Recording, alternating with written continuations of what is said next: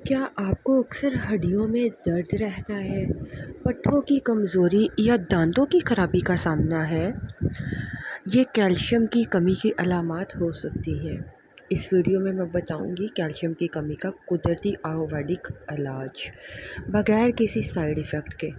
Calcium کی کمی کی کچھ علامات آپ کو بتاتی چلوں، جس میں ہڈیوں کا درد ہونا، دانتوں کی کمزوری، ناخن ٹوٹنا، دل کی دھڑکن کا غیر متوازن امبیلنس ہونا، مسلز میں کھنچاؤ ہو جاتا ہے جیسے کبھی جھٹکے سے لگتے ہیں، نیند کی کمی ہو جاتی ہے، چڑچڑا پن آ جاتا ہے، یہ سب جسم میں کیلشیم کے لیول کے نیچے جانے کی وجہ سے ہوتا ہے۔ میں آپ کے ساتھ بہت زبردست ریمیڈی شیئر کرنا چاہتی ہوں۔ سب سے پہلے بات کرتے ہیں بہت زبردست نسخے کی، بہت ہی بہترین ہے، جس کے لیے آپ کو مورنگا لیوز، سوہانجنا کے جو پتے ہوتے ہیں نا، وہ چاہیے ہوں گے۔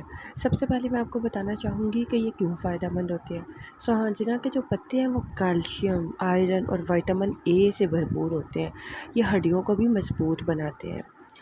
آپ نے کرنا کیا، 1 چمچ سوہانجنا کے پتے کا پاؤڈر لینا ہے، صبح نہار منہ نیم گرم پانی کے ساتھ اس کو لے لیجئے، چاہے تو آپ اسے دودھ میں ڈال کر بھی پی سکتے ہیں۔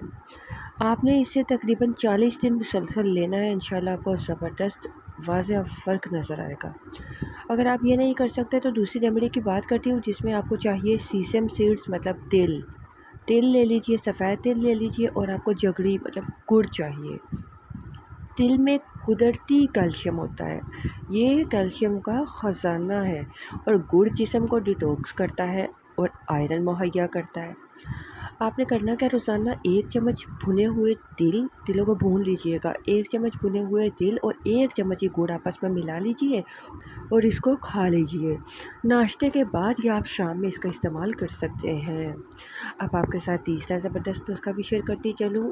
ریمیڈیز بہت زبردست ہیں، آسان ہیں، ایک اویلیبل نہ ہو تو دوسری لے سکتے ہیں۔ اس میں آپ کو چاہیے اشوگندھا ملک۔ اشوگندھا جسمانی کمزوری کو دور کرتا ہے اور یہ کیلشیم کو جذب کرنے میں ہیلپ کرتا ہے۔ 1 چمچ اشوگندھا پاؤڈر آپ نیم گرم دودھ میں شامل کر لیجئے، سونے سے پہلے اس کو پی لیجئے۔ اسے کم از کم آپ نے 1 مہینہ استعمال کرنا ہے، ٹھیک ہے، اور انشاءاللہ اس سے بھی آپ کو واضح فرق نظر آئے گا۔ آپ کو بتاتی چلوں، صرف کیلشیم پہ توجہ نہیں دینی، کیلشیم کے ساتھ ساتھ وٹامن ڈی بھی بہت ضروری ہوتا ہے تاکہ کیلشیم جذب تو ہو سکے۔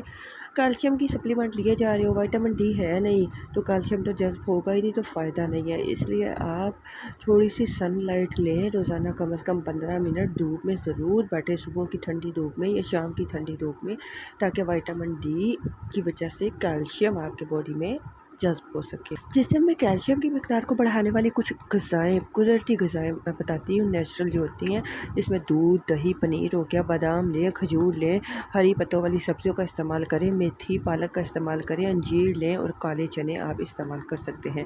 ان کو اپنی روزمرہ خوراک میں ضرور شامل کریں۔